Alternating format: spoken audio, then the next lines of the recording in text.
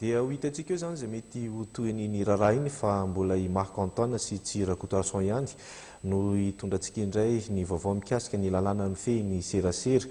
Marihana moa fa tokony Filoham-pirenena no hamoaka an'izany ary manana 3 herinandro izy ny hamoahana an'izany taorina ny fanamariana izay nataony ny lalàna avo momba ny lalàm-panorenana zany izay lazainy fa mifanaraka amin'ny lalàm-panorenana tokoa iny lalàna mifehy ny serasera iny. Marihana nefa fa misy ireo mpanao gazety izay nitsangana ka mangataka indray mba hamerenana izany eny anivon'ny ireo parlemanta mba hanisiana fanitsiana vitsivitsy.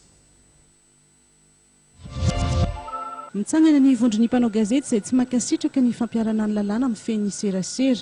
Nandritra ny fanambarana ofisialy nataon'ireo mpitarika ity vondrona ity dia misafidy ny tokony hamerenana ny fandinihana ny lalàna eo anivon'ny hamerenana izy ireo entina antsiny ireo andalana vitsivitsy izay mbola mety hanohitohina ny fahalalahany asa fanaovan-gazety.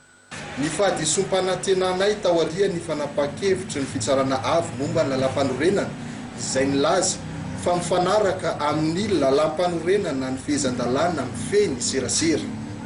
Maneho etona ny aiainay manoloana io lalàna io izay heverinay fa manitsakitsaka ny zo sy ny fahalalana fototra maneho hevitra sy mahazo vaovao ary manohintohina ny asa fanaovan-gazety.